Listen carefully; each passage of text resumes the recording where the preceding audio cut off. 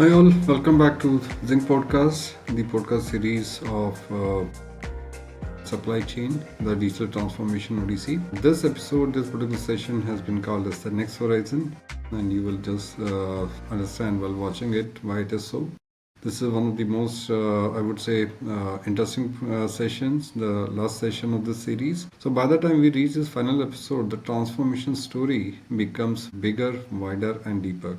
Yeah, I believe that you must have enjoyed the session 1, 2, and 3, and definitely you're going to enjoy the session 4 as well. So, here we step into the future, a world where the big data, IoT, AI, Agile, and ESG interact to define the next era of supply chain. Sounds interesting, yeah? Discussion begin with Veena sharing about the rise of real-time analytics, how data lakes, platforms like Databricks or Snowflakes and multiple other such platforms and IoT streams are enabling decisions at the speed of reality. We explore the evolution of software development, agile versus waterfall, emotional and detachment from legacy systems, and the discipline required to deliver high quality products in continuous cycles. Then comes one of the important part is the responsible transformation. We talk about the ESG paradox, how the same technologies that help save the world also consume energy, create emissions and require thoughtful design. Yeah. From sustainable sourcing to logistics optimization, from scope 3 modeling to carbon conscious digital choices, we cover the full spectrum here. And through it all runs the thread of leadership and the future of work. Coaching, mentoring, emotional intelligence, career pivots, technical versus managerial paths, and empowering MSMEs and startups in the digital ecosystem and the developing countries like India. This final episode is the horizon where the transformation meets responsibility, technology meets humanity, and leaders learn how to reshape a future that is powerful, ethical, and inclusive. That's a wonderful time which I had with Veena. I'm so thankful and grateful to Veena for giving me so much time.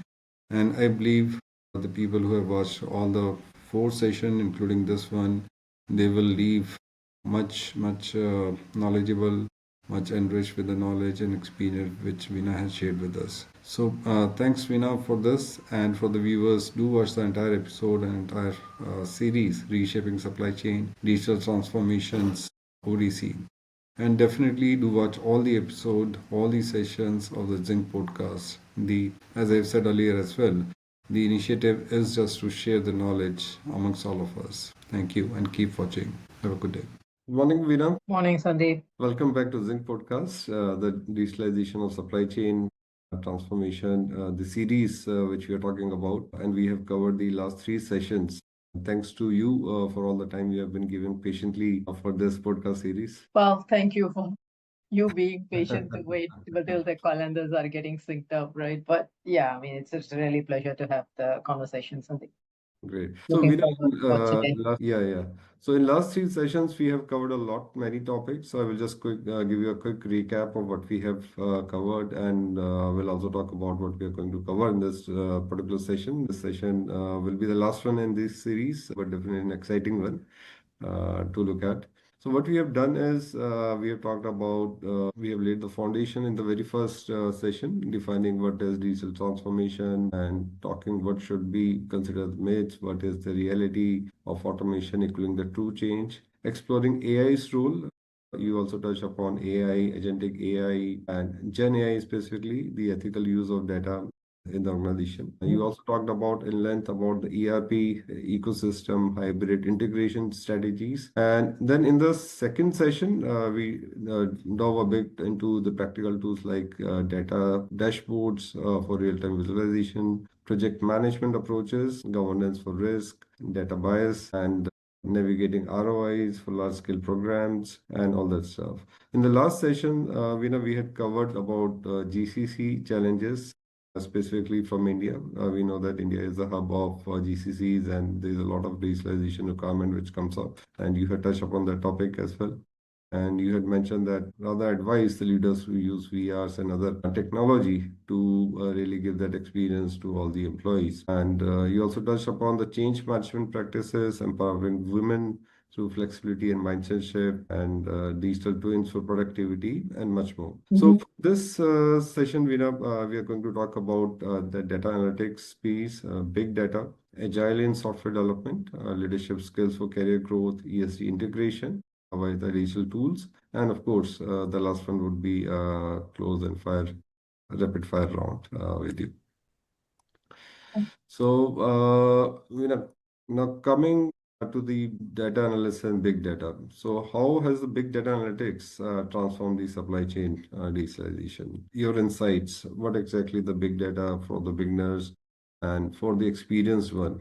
What are the challenges which we face? Yeah, I mean, I think if you're really thinking about big data, right, these are all about IoT data where you have huge data within which you need to figure out what is the insight that you can get out of it, right? IoT data could be one, if you think about like, insurance or like even all your autonomous cars, right? I mean, those are all running based on the big data stuff. And the thing is also, it's not about giving an insight once a week or once a day. The requirement has changed now that we should move more real time. I mean, it's a real time needs as well, and not just giving the insight, but you have to even take the decisions out of the insights. So you really need the tools and skills which is needed to do this, but at the same time, what actions that you're going to drive out of it. Now, back to supply chain side of it, where I see more of this as being applied is around, and depending on your customer base, right? So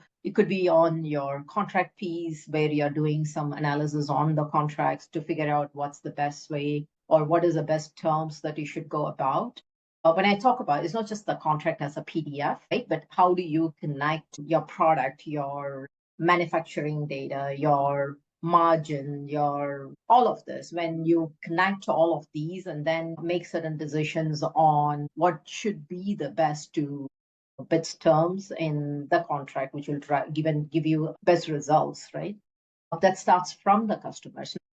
Towards the end of the customers, it's all about services. So when you're trying after sales services, how some of these big data analysis can help in, it could be self-serve, it could be resolution of the cases based on a lot of other things, right?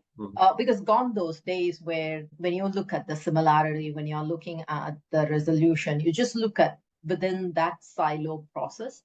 Rather, now people are looking at when you're servicing a product, what happened in the manufacturing, what went wrong in the manufacturing for the same unit, right? Whether there was some changes done in the BOM or whether there is some, any issues. I mean, how many reworks have gone through? So is it a similar issues that's appearing in the field versus factory? So all of these, when you're trying to do this as a connected analysis, the amount of data that you have to go through, and also depending on your warranty cycles, right? Like in our there are cases where your warranty is only few months. There are cases where your warranties are multi years. So Yeah.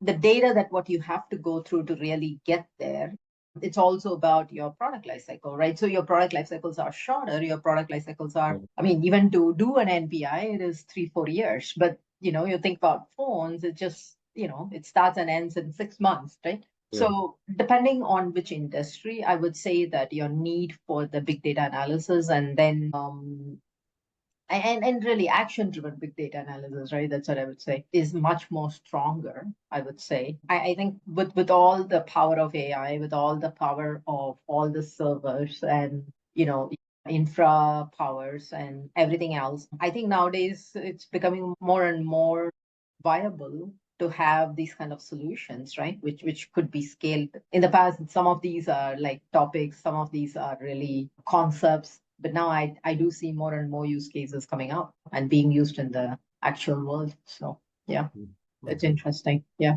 Yeah, yeah. So, what are the most impactful tools, for data analysis? BI platforms, text engines, predictive models. So, what do you say? Um, Well, I think, I mean, most of your data lake company todays are coming up with something, right? Whether it's Databricks, whether it is Snowflake, whether it's Data IQ. I have seen all of them are evolving, and then all of them are. I mean, it's pretty fast maturing.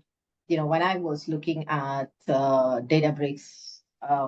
I don't know, 4 years ago versus today. In a Much way, much evolved. more, yeah, much more features are there because last time it was a very clear advantage to certain other companies. But then, today I think, I mean, the growth is significant, I would say. So I think when you're really looking for a tool to be like selected for your own company, I think you really need to look at the costing models. What kind of business that you're talking about? Are you fully on single cloud or you're on a multi-cloud? Or are you looking at on-prime? And if it is on-prime and you're trying to do big data analysis with some of these cloud providers, right? How much data going to go in and out? And, so all of this need to be considered. But I would say there are, I mean, a lot of tools out there which is maturing and almost coming in par neck to neck, I would say. Yeah. So, you just talked about the data lakes. So, how do we see the real-time data lakes transforming supply chain visibility compared to the traditional data warehouses? Much have changed and evolved over the last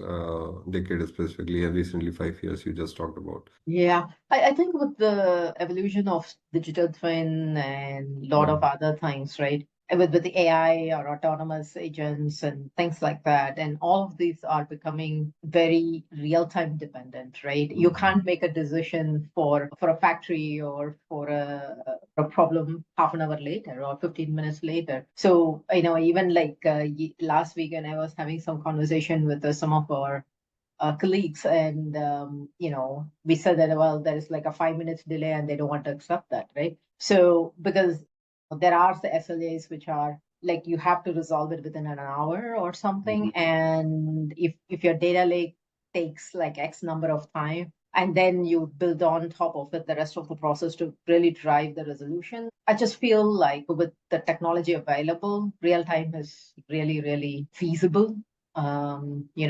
People don't have to worry about it. But again, I think you need to think about whether you're talking about everything as a real time or there are certain transactions versus some of the master data which is not going to change Mhm. every minute. Yeah. So you as long as you balance that out, I think it's not anymore like, can it be done?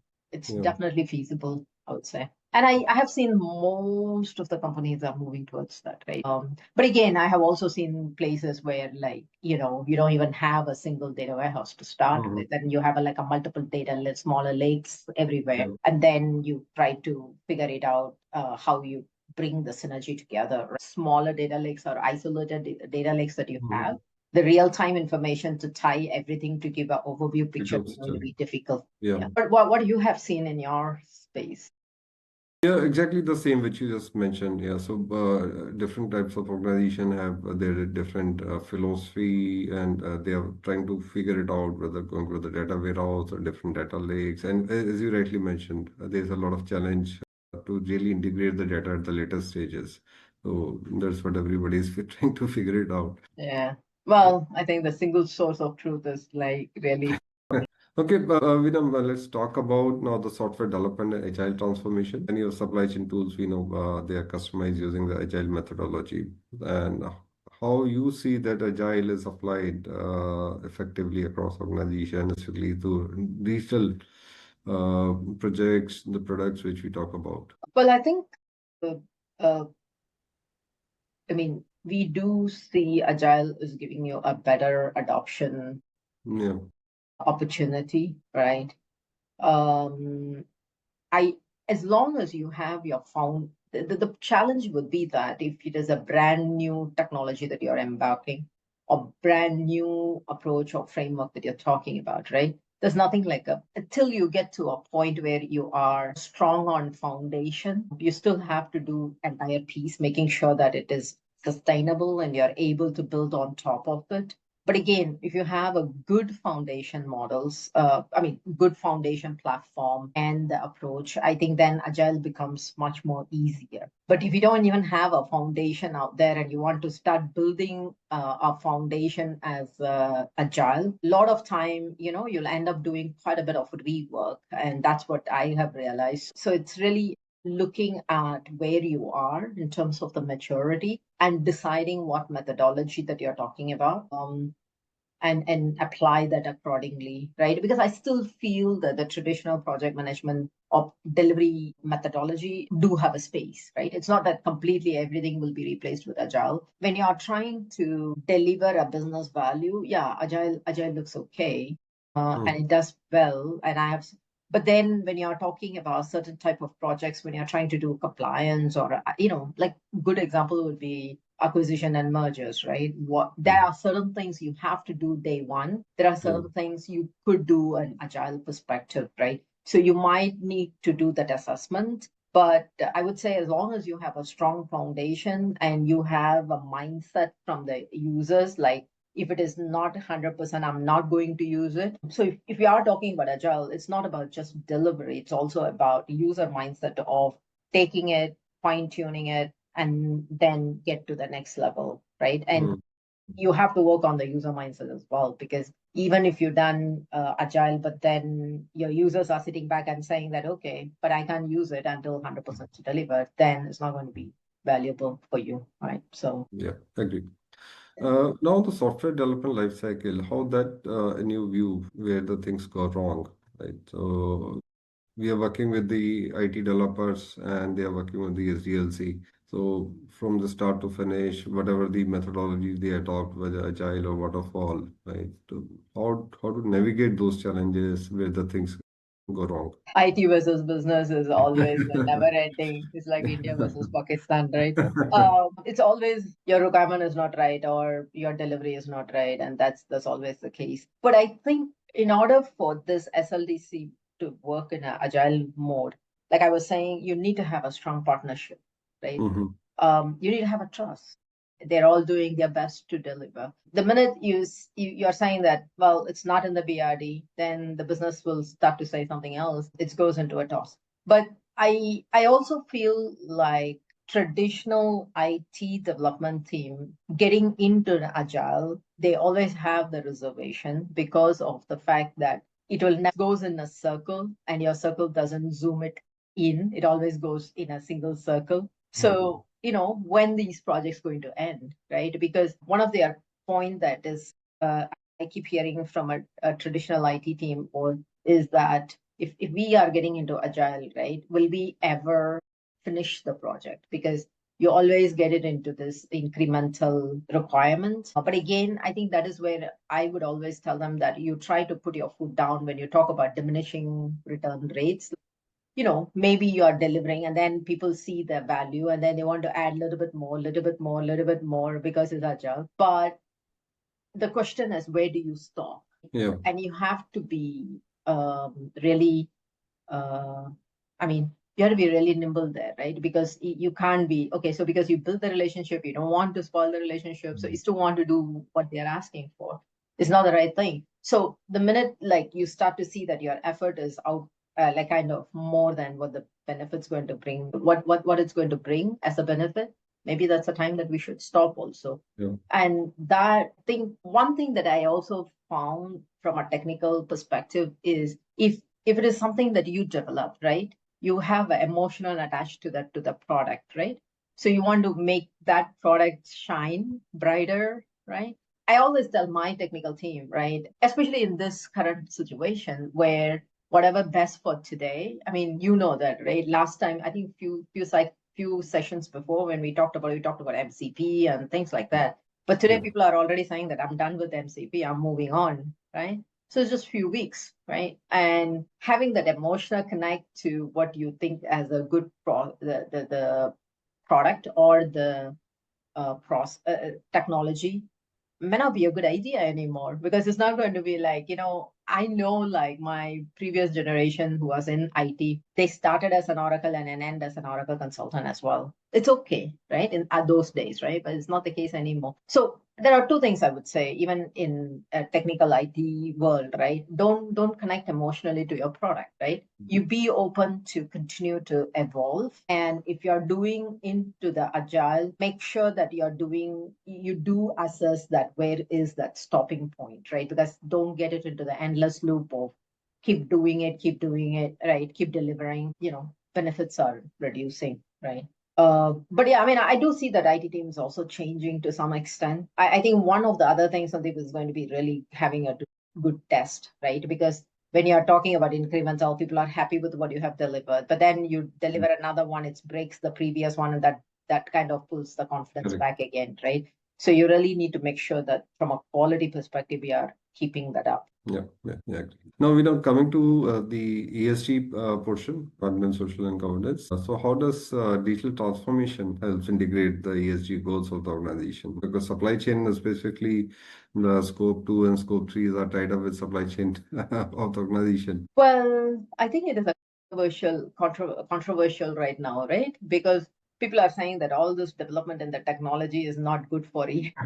Oxymoron sort of thing. Yeah, with so much of carbon emission coming from the data centers, right? Yeah. And people have invested too much. Probably it's not even getting done. In fact, I think last week during lunch we had a big argument, right? Whether like a lot of some of the technology out there, is it really a ESG compliant, right? Like even your EV vehicle, is that really, is it Yeah. really on a sustainable power, right? Because I mean, even to power your EV, it has to come from electric, and then We are just shifting these end pollution to one place to another, one basically. place to another place. So, from a ESG as a whole, from a supply chain point of view, I think, I would say that, based on some of the conversation that I had with some of the, some of our colleagues in the industry, is at this point, I mean, there are quite a few initiatives that people are doing, like your,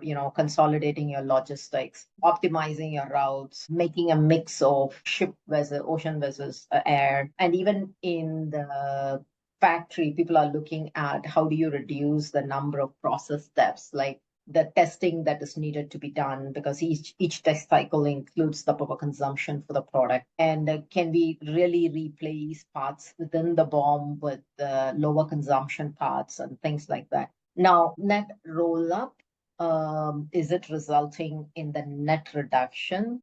Is something I believe people are waiting to see. I haven't seen a solid uh, but even the calculation of the carbon emissions are different, right, from each Yeah. region. In my view, yeah, in the supply chain, I think that people are taking actions and all have a net zero goal, and they're marching towards it. But then, whatever that we are doing as an alternate, there are skepticism around it. Now, being in a technology company right now who is driving some of the AI deliveries, servers and data centers and all of that, there is always this question of, how do you optimize it, right? And I know there is a lot of, even in the data center world, can you construct the data center differently? Like when you talk about the cooling mechanism and all of that, do you really need the typical traditional ways of setting up the temperature control, or liquid cooling is possible? Yeah. Again, water is also scarcity, but in some countries, not in all countries. So can that be like multiple tools in your toolkit which can allow you to do it? Because like India, you can go on a solar power, obviously, because in Yeah. many places, right? But not in every place, because in North you still have seasons, right? So, I mean, I think a lot of companies are still figuring out. Yeah, I mean, even our supply chain is also the same. I think our ex company, they are doing very well because of the power, right? Yeah. Yeah. Yeah, we can do it. Yeah. Yeah. So, coming to a bit more technical point of ESG part, what could be the different tools you would suggest for the ethical sourcing for the different organizations? For example, the blockchain you have touched upon in the last session. So, is this really happening nowadays or effectively, or any other technology you believe can be utilized in ethical sourcing? Well, I think I remember we spoke about it, right? Getting supplier to share a lot of the data. Yes. It's still a challenge, right? Yeah. We don't, I mean, I think there are tools which are out there by a lot of consultants with a GEP.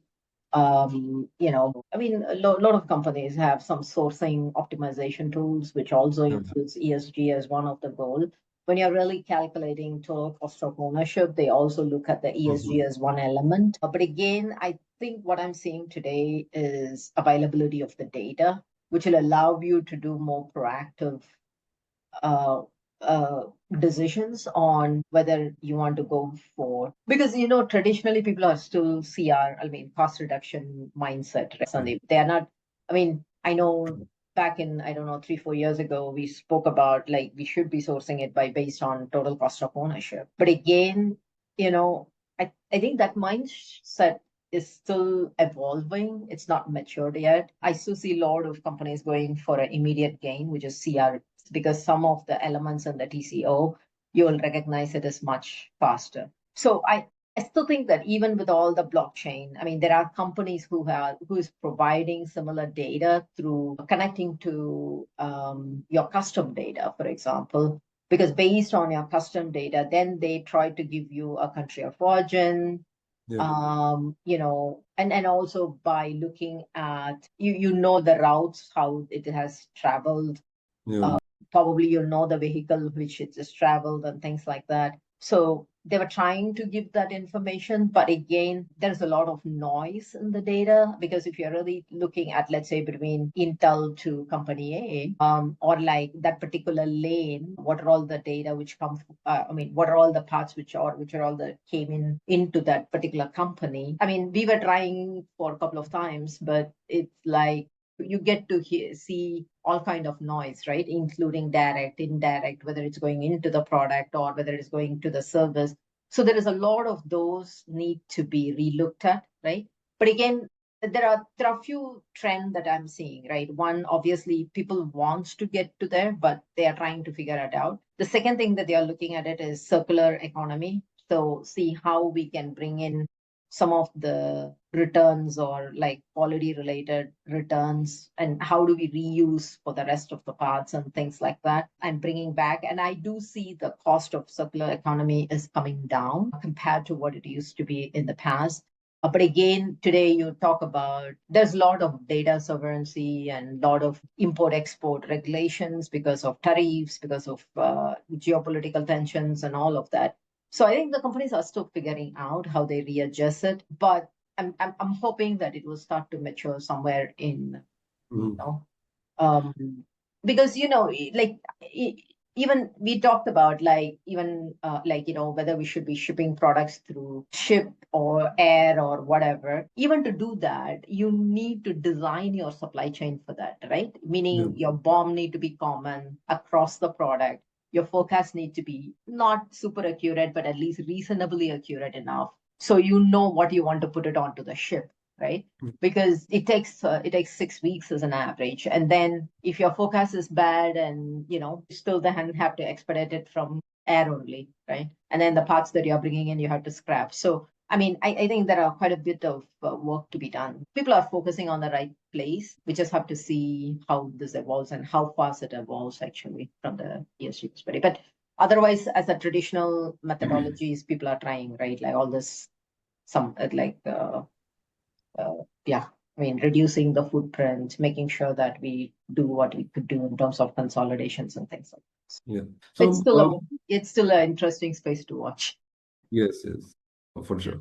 For countries like India, which are in developing space as of now, and you're in Singapore, you have seen the developed parts of the world. So, do you think how the developed parts are, or areas or location of the countries are utilizing the digital part, digital transformation effectively for ESG? And what do you think countries like India should do? Well, ESG is still a big space. I would say big marketplace for digital transformation, right? Mhm. Also AI kind of Yeah. technology, more like, because everybody has a goal, but the data gives you indication of where you are today, but how will you get to where you need to be within the commitment that you made? That's where they are looking at predictive stuff, optimization, which is also from AI technology. And then obviously, I think Gen AI there probably a little less, but then it's more of a traditional ones that what I see, right? People are using it.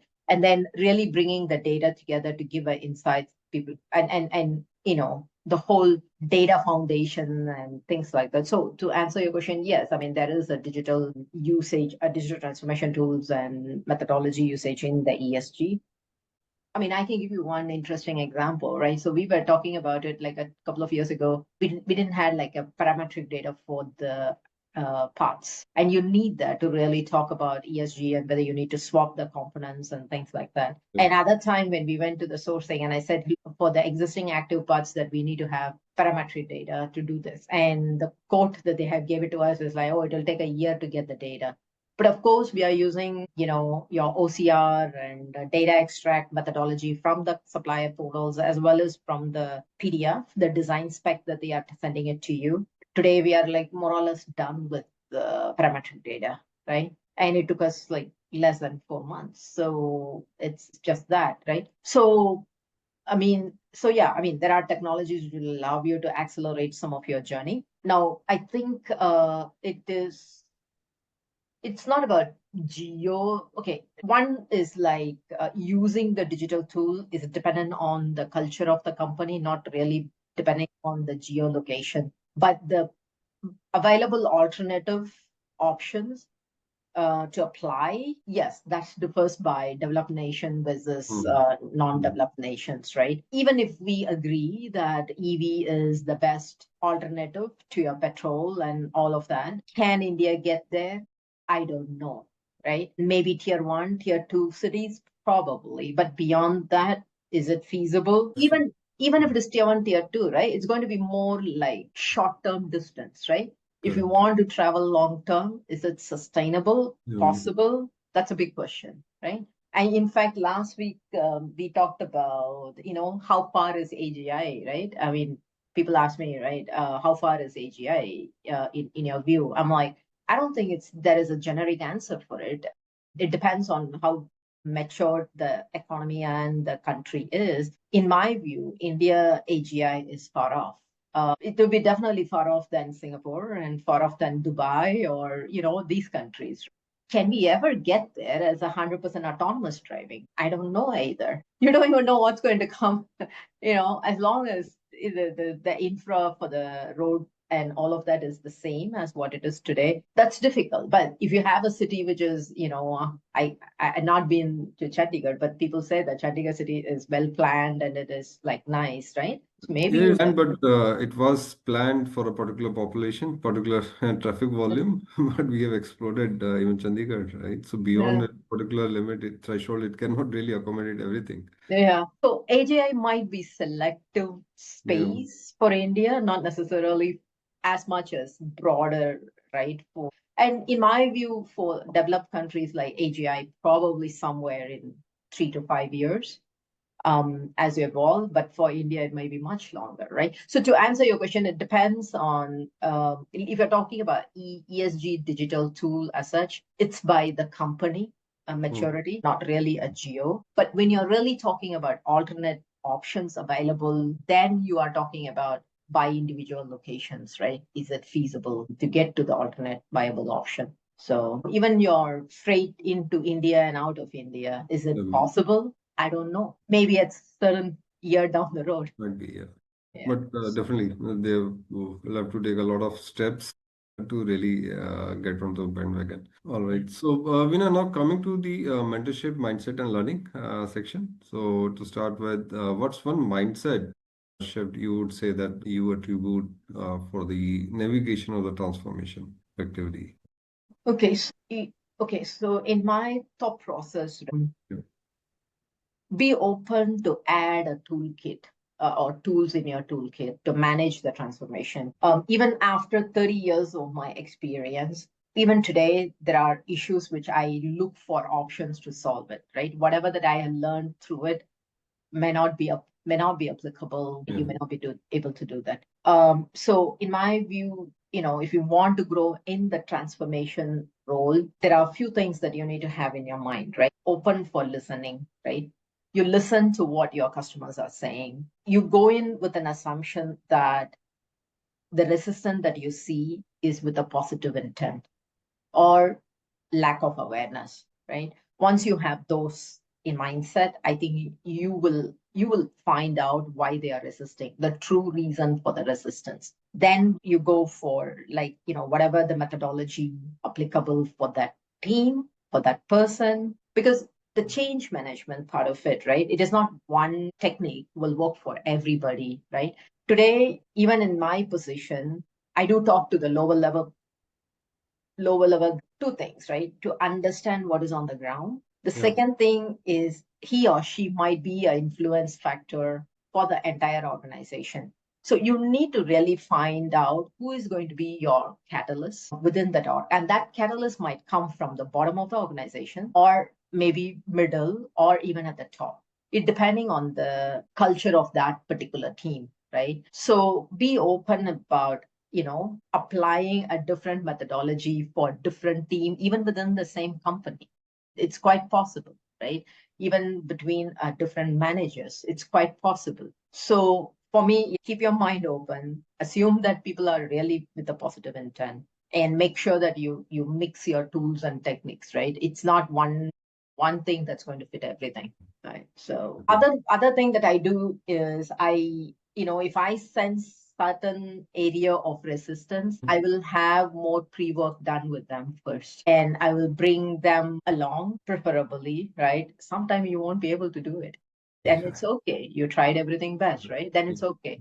But the last thing I would say, if I'm leading the transformation for the team, I mean, I don't engage in endless debates, right? Democracy is fine to get the view. At certain points, you have to make the decisions and move forward with it, right?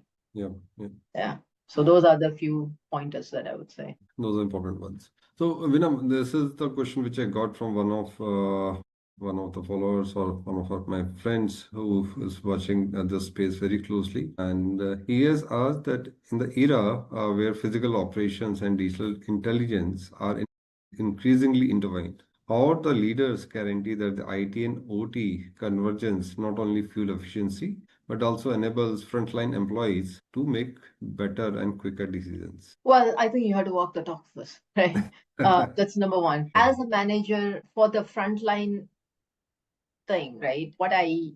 That's something that we are going through today. With the economic conditions out there, people are really nervous. And there are a lot of reports, probably you have read it as well, where people are really, somewhere I saw that 35% of the people intentionally give a wrong feedback so that the models are, once done well, start to perform bad. Because we put in all this reinforcement learning and all of that, right? Particularly on the Gen AI, you allow the users to give you a thumbs up, thumbs down, give a feedback why they are giving the thumbs down. And we are taking the feedback and then applying it for the subsequent learning and all of that. So if the employee knows that it's going to replace their job, basically they called it as like 35% of the feedbacks are sabotage, right? So your model then goes for a toss, isn't it? So I think the first and foremost is to really clearly articulating your vision, right? So bringing some of these digital tools to help you, is it going to replace you? Now, I'm not saying that 100% it will not replace, but it's going to be more boring and repetitive tasks.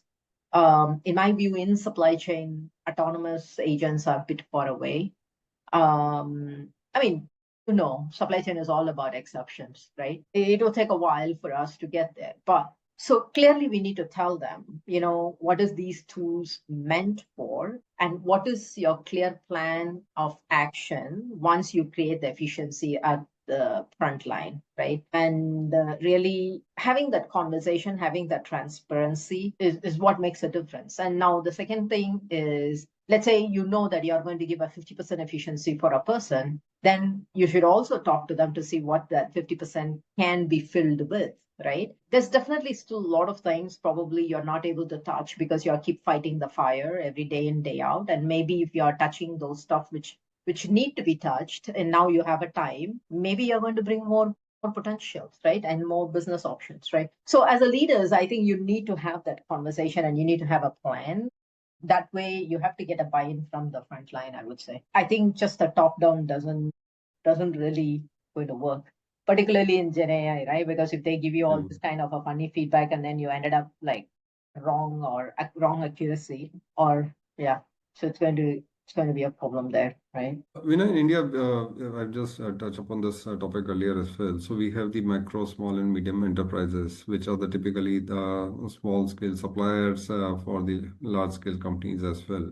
And MSME, this sector is the largest employer in India. But definitely they don't have those kind of budget as compared to the larger organization or the corporations of the world. So how do you see how they can adopt a digital transformation? Because if you see, for example, if I am employing as a supply chain or sourcing or a procurement person, out of my 1,000 suppliers, 60 to 70% would be the small scale suppliers. Mhm. But my view, if they are digitally enabled in a better way, then definitely the larger corporations where people like me work are definitely going to get benefit out of it. And that is what also going to give a lot of benefit to them as well as the entire economy, in my view. So, any thoughts on that?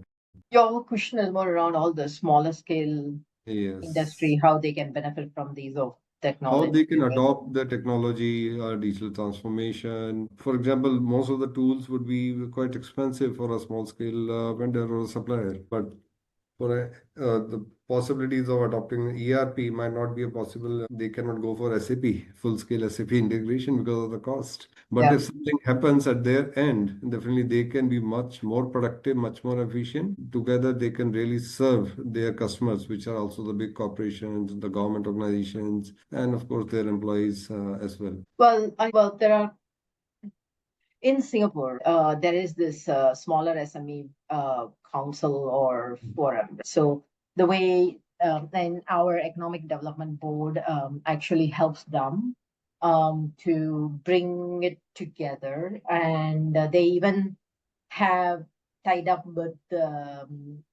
software vendors, right?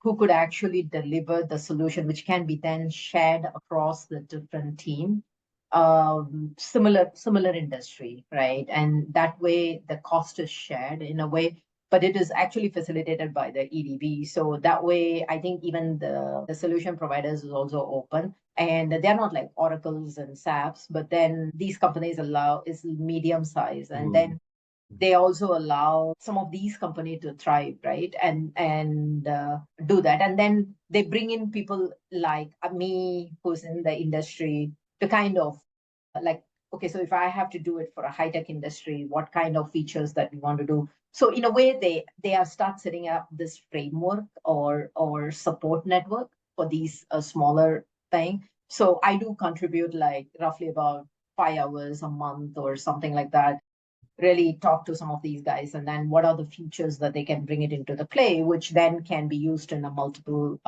companies and things like that. But I have seen, like, a couple of people reaching out from India as well, but I think it is all coming up as their own individual initiative, not Mhm. facilitated by some structured governmental body, because I do think that that is needed when it comes to security and the trust that we need to build, that the data are not going to be mixed. Because when you talk about the similar industry, people worried about competitive advantage and how their data get leaked to the other company of their competitors and things like that. But then if you get like independent bodies like government in the middle, the confidence levels are much better, right? So that way, I felt that model in Singapore is work better. But again, I think for India, I haven't heard those kind of structured approach, but I do know that there are one of my friend also open e-commerce piece for those smaller guys who can put up their products in there, and then they take like certain percentage of the sales or profit or something like that. I do see some of these are coming up, but again, I think that you know you really need to work hard to build the trust, I guess, that it's going to be, because everybody thought about, like, what comes in your first page, right? It all becomes commercials at the end of the day, right? And whether you're going to list my product first or other product first, how you do your ranking, is your Yeah. ranking supported by paid, and all of the questions comes about. So I think that's really, I mean, probably that's something that I think we all need to think about, right? Because especially in India, where some of the smaller ones are just starting to grow up, right? Around supply chain, let's say. I mean, I don't know. Do you now have a lot of SMTs? Yeah, we do have, It's still counted with the hands, or it has more now? No, it's still there and it's still done that way traditionally as well. Yeah. I remember like we used to have a problem even to get a mechanical supplier in India, right? Well, the ecosystem is growing, and definitely they are much more. The iPhone and all the other handset manufacturers are placing in India, and the supplier ecosystem is also growing. So we do have the traditional manufacturing, plus the latest technology is also now coming up very fast. That is good. But yeah, I mean, I think some of these smaller, I mean, the framework is need to be set up by some organization, if not Absolutely. the government, right? It could Yep. be some unions or whatnot, right? Maybe the government, the larger corporations can support their small vendors if they feel like, okay, this can be the digital part can be extended to the smaller vendors as well. For example, a particular organization, a big corporation is working on a particular set of digital tool and they can extend it, looking at their current requirement of the policies, security policies and all. And that will be a great help to those small vendors who really come up Yeah. and meet the requirements. That could be Yeah. one of the models. It'll be beneficial for them. But I Yeah. think it's also going to be, I mean, yeah, it is also going to be whether they are supporting your competitors as well. Some of those going to play a Yeah. part when corporate makes those decisions. But I think probably mechanical can be, because I know a lot of mechanicals are still unique by the supplier from Mm. the customer perspective, right? From the company perspective. Yeah, it's definitely a space. Yes. Maybe a good opportunity for a startup, I guess. Now coming to the next section of leadership, talent, and career growth. So, would like to understand from you, and definitely the audience and the viewers are the younger generation, and they would definitely like to understand what are the skills, experience which are most valued in this sphere, the digital transformation or digitalization, supply chain, or for that matter, any digital transformation. In my experience, right, one thing is uh, in the digital transformation, there are like, I think probably, I would say three major ones, right? One, depending on which career path that you're choosing, whether you're on a technical ladder, whether you want to be on a management ladder, whether you want to be on, yeah, I mean, sorry, on the two side of it. Now, if you want to be on a technical ladder, it's very simple. You need to be an expert in what you're doing. You should be able to bring in your young talents with you, kind of coach them, mentor them when the young guys are getting into the workforce, how you bring them from a Mm. mentorship point of view. Those things matters, right? Now, if you're on the management layer, it is about how you use your technology to drive a business value. Because when you're talking to leadership, C levels, even at the VPs level, they want to look into your proposal only when it translates into something, right? Whether it is translates into either KPI improvement or actual dollar benefit, whether it's a cost saving, whether it's additional revenue, whatever it is. Right? Otherwise, your proposal is out of the window. And your ability to actually take the vision and company strategy Mm-hmm. to the reality. That is also, to me, is one of the key talent that people are looking for. Because there's a lot of people who can do a strategy, who can put it on the paper, but a lot of these are fail at the execution time, right? And really about how do you do it? How do you do it such a way that you're not task focused? I would rather say you need a clear vision on how, even when you're going on an agile, right, how your incremental is adding up to the final end strategy that you're looking at it, right? So that is really critical for me if you're in the management level, right? Because people look at how successful you are, even if there was a failures. I mean, I think in these transformation, there's nothing like 100% of the project that you'll get success. But even with the failed project, right? What do you learn from it, and how do you reapply it, and how do you not repeating that mistakes again? Is what people look at it, right? So I would say, if you want to grow in the digital transformation, first you decide which side of you want to grow, right? Whether you're going in a management layer or you're doing it in a technical layer. Of course, management layer, you will have to influence both your team and your users and business team as well to bring along the journey. Yeah. So some people who's super good at technical side of it, they don't have that people flavor, or they don't prefer to do it. they want to continue to excel in the technical ladder. Like, The only thing, Sandeep, what I have seen is there are certain companies who's actually well structured for the career path for this kind of a split, even as a technical or an independent IC, individual contributor. They do have a growth path all the way to the senior VP or something like that. But there are certain companies they don't. The only way for you to grow beyond certain level is only after you move it to the management layer, right? So I think you have to think about, like, are you in a right place, which kind of align with your future goal. what kind of industry, what kind of role, and all those things definitely depends upon. You are going for a startup, you are going for some legacy business idea, or definitely all these important matters. You have already earlier talked about women empowerment and the women's how they can adopt to the digitalization. So maybe just continuing from the previous questions on the career wise, if we look at their experience level from 0 to 10 years, for example, the beginners, so what the advice you would give? And the second one, 10 to 20 years, 20-year plus, right? So because technology is changing at a rapid pace and the things are turning up for everyone, be it the beginner, be it the middle level, or be it the senior level from the experience or the age perspective. How do you see that? Okay, maybe I will tune it to what I see in the Indian market, right? More aligned to it. And I can tell you where I see the difference between what I see there as a society versus what a Singapore is, for example. For the 0 to 10, I think it is really about you figure out where is your passion lies, right? Yeah, you have done probably mechanical, or you have done computer science, or you have done AIML. But when you get into the job, it's different from what you have gone through in the classroom, right? I felt far better now. Last trip in India, we met up with a few graduate students, right? I felt these guys knows what they are talking about better than we are actually during that age. They do have exposure.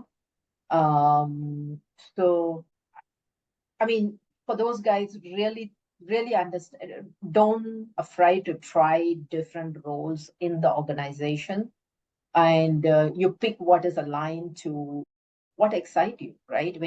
When you get up in the morning, when you go to office, what are you looking forward to, right?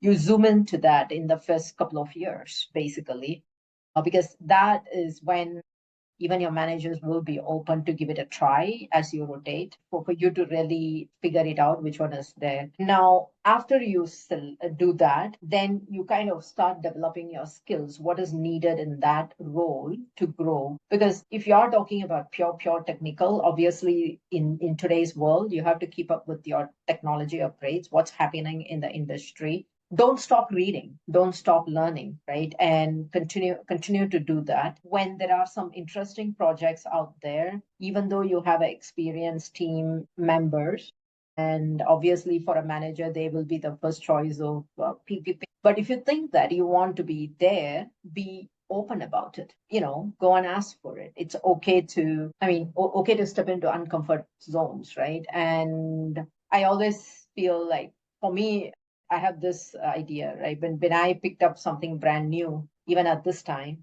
people ask me like, "Aren't you scared?" Well, I said like, you don't have to be best when you're picking up a Yeah. new stuff, but Yeah. you have to have an attitude to become a best. That's good enough, and that will make you successful. So do that.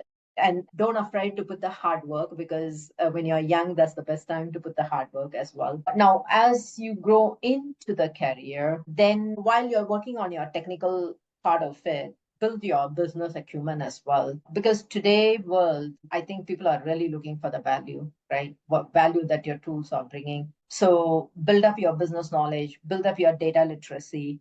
Because what you learn in your college, it's a book concept, right? When Yeah. you come, I always say that people who learn from, I just did an MBA in supply chain, and they come back and tell me that, hey, this is not equal to what is in actual fact, right? But what do you learn in MBA is a happy path. It's exactly how ideal supply chain works, right?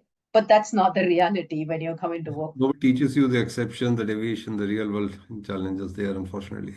Unfortunate, right? So that's the part. Now, one thing I know, people who's educated in India and worked few years in India, and then when they come to outside of India, they do very well because I mean when they come to work politics, you call that way, they know how to maneuver through very well, right?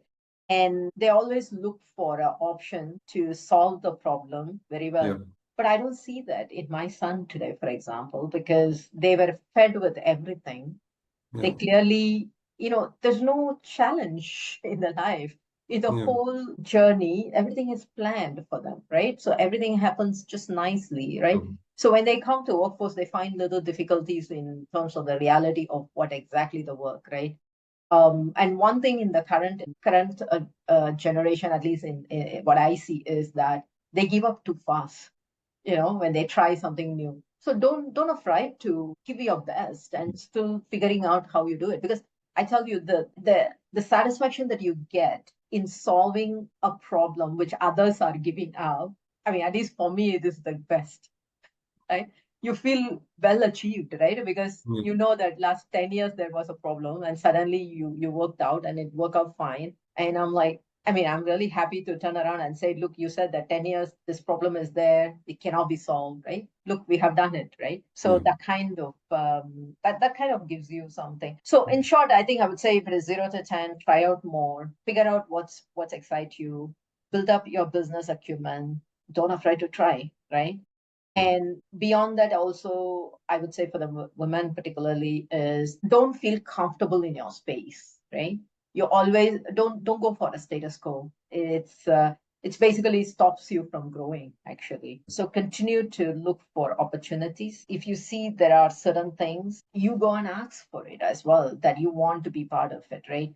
And the other thing I would say is don't afraid to network because I mean personally I felt that when I had my kids during that period I refused to go for a travel because of the young kid, and then Yeah. when there is some offsite like connects I don't do it. But again, if you're going for a short period of time, let's say 2 3 days, or like you're just going for a 2 evening in a month, it is still okay, right? So Yeah. it's just that your mindset that you have to be there 100% of the time. It doesn't have to be. As long as you have a quality time, I think that's good enough. So that I realized a bit late, but definitely those kind of sessions, the Yeah. informal sessions, actually break the ice far better than like even True. to have a one-on-one or Yeah. something like that, I would say. Yeah. Informal setting is better to build a relationship, actually.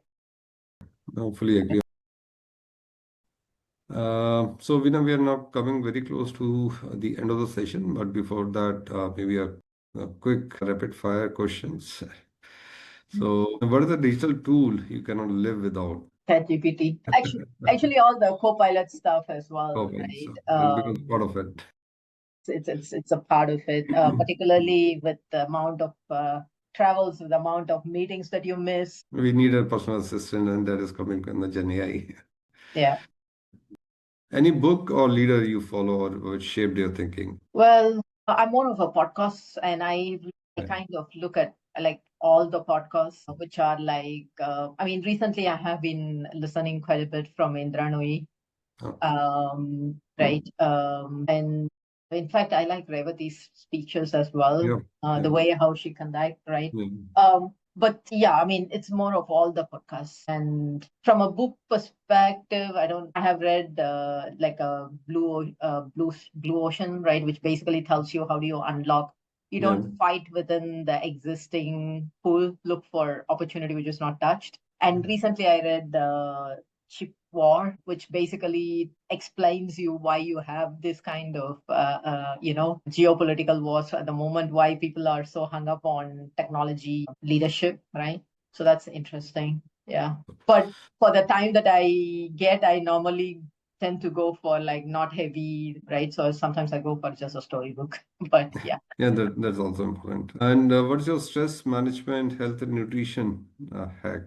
How do you manage that? I exercise at least 30 minutes Mm-hmm. minimum a day. So I don't give up on that because I felt that that's my me time because yeah, so that's one thing. Now from a health and yeah, so that's one thing because that helps. Now nutrition perspective, I'm a vegetarian and for the last 15 years, I have been having very structured way of the food wise, right? I try not to take a lot of carbs and stuff like that, whatever that gives you an energy, I would say, and I feel much better that way. But I mean, yeah, the key is I don't miss out my workout. And that's important. Personal finance journey. When did you realize, okay, I have to start it? Sorry? Your personal finance. How do you Uh-huh. manage your personal finances? And when did you realize, okay, I have to start looking at my personal finance? And this is an important topic. You know what? That's a very interesting question. I don't know whether it's a rapid fire, but I started You can like go something ahead. like 20 years ago because I don't want to continue to work forever. I want to have early retirement and have a life which will kind of take you to because I love to travel. I love trekking, hiking, all of that, right? So there are certain age up to when you can do all of this. So the thought process is I should retire early, and then to retire early and live on the savings, right? What kind of interest that you need to get, or like what's the percentage that you need to get, or how much you need to have, and calculate that. And we figure it out how we get that incremental instead of like, dipping on your savings. How can you get it, your investment space for it, right? So I'm not like a fast, like, invest in a stock, you sell and buy and sell kind of a thing. I rather look for a long-term investments and then put it there and let it grow kind of a thing. So, and I'm okay to take risks. But again, yeah, and my husband is pretty strong in the financial management too, and he has a risk adverse policy. So we don't talk between two of us. So yeah, in some decisions, I let him do it right that way. So there's no point So in there's us. a fine balance which you have maintained in the household, and that's how the personal finance journey is shaping up. Yeah, Great. yeah. So I would I say like think, I sometimes I will go without looking at my portfolio for like 2 months, 3 months also, because it's just if like, you're invested and you've done the right things, you really not need to look at that frequently. yeah, yeah, leave it like that, right? Yeah. Yeah, it will keep on growing. Any behavioral traits when you are in the office or any other place, you see Gen Z and you are totally irritated, or maybe other way around, you're totally fascinated. Okay, yeah, this is something which we missed, or this is something probably we could have avoided. I felt their clarity is much better than what we are at their age, right? Mm, The mm, exposure that they have and what they want. I would say the other way around. What they don't want, they're very mm, clear. And what irritates me is like what they want. Like they always say what they don't want. Okay, so mm, when you ask straightforward, like, what do you want? They will say, I don't know. I have to figure it out. But they are mm. very clear what they don't want. The difference that they, Sandeep, is amazing. I mean, Amazing. if I put them in front of 200 people and have a session, they Mhm. just do it without effortlessly. For me, it's still butterfly comes into your stomach. Same is the case with me, and definitely every time, in fact, in these sessions as well, I'm preparing a lot, and every time I feel I could have done much better. In I feel the same too, but these guys are doing with the ease actually. really. So one startup, if you're given an opportunity, you would like to start with any technology, any other field. Well, I think now that I'm spending quite a bit with the smaller industries, right? It's about how technology can help them accelerate their journey, or the startup journey could be definitely one thing that I would look at it. Anything you would like to read or write about as a book, or you want to create as a documentary, what would it be about? It's about inspiring the women in the tech, because this has been my recent Yeah. conversation all along. And particularly in India, I think we need to make a shift. But again, it's not just for that, right? But how do we encourage people to set that network and support system to enable this to happen is something that, I'll be happy to do it. I mean, yeah. Because I have seen it in Europe, I have seen it in Singapore, I have seen it in US, right? But I mean, I'm not saying that everybody is perfect, but definitely these guys are doing better than what is in India. So how do we, promote that in India might be the. I believe there's an entire ecosystem which needs to get fixed from the government, from the large corporations, and the cultural aspect also needs to bring out. And a lot of activity needs to be done at that level as well. Each household needs to free up their female folks to really for them to take up the new challenges in life. Yeah. I think And that's that should be one done. thing, Sandeep. I think the second one I would really look at how can a technology enable old age Hmm. quality of life for the old True. age people or That's retired again. people in India, right? Yeah. It's pathetic in my view. No, rightly said. And in fact, I was just thinking that if I have to give a mobile handset to my mother, who is in mid 70s, and definitely the age is catching up, and is there any better mobile phone which is really useful or easy for them, convenient for them to use? Because the eyesight is weak, the listening is weak, and how they can, I am not finding any good technology around. So definitely there's a lot of scope to look at our senior citizens requirement in terms of technology, whether it is mobile phone or the different apps. The apps font size doesn't increase beyond a particular level. Many senior citizens find it very difficult to comprehend, understand, and even see and operate on those areas. So this is something which I feel that yes, there a lot can be done, specifically in India, because as of now we have the demographic dividend. The population is young, but at some point of time, all this population is going to age, maybe another 20, 30 years. And that will be really the opposite of the dividend we are going to get it. So a larger population will be crossing the threshold of the age, and they will be requiring all this digital tool and ecosystem much more better than what we have for sure. And in fact, for the Yeah, population as well. and also how do we encourage them to do active aging, right? Because it's too fast they are deteriorating, Yeah. after your retirement some age. Yeah. It's like Yeah. Yeah. Yeah. definitely ways to help, I think. That is something where the digital ecosystem can come in place. And definitely, I see the elder ones looking hooked up to social media, just enjoying their free time there. But there can be something more and better utilization of their time for sure, in my view. Yes, yes, I agree. I mean, we should be able to engage them beyond serials, right? And all that stuff, yeah, because they don't have anything else, because and that's why they're just utilizing that space. Yes. So wonderful, Veena. So that's close for this session as well. And this has been a four-part series, and really big thank you. My heartfelt thank you to you to give so much time. And this will definitely go a long way to not only help our audience and viewers, whosoever will look at it at any point of time. So I'll be sharing this in LinkedIn. I will be sharing the YouTube and other media as well. And of course, the people will be benefiting a lot of it. And I will definitely be sharing their feedbacks with you. Thank you, Sandeep, for giving the opportunity. It has been I think this is the first time that I did such a long one, but it's really good, and it also like kind of as much as I shared, I also start thinking in my mind like what else can be done as a Yeah, next, yeah. right? So it's really a good conversation, and hopefully we'll connect for something else. Yes, Thank you. maybe another 3 months or 6 months, whenever you have time. It will be great to listen to you and have your experience. Yeah. Thanks a Thank lot. you. Have a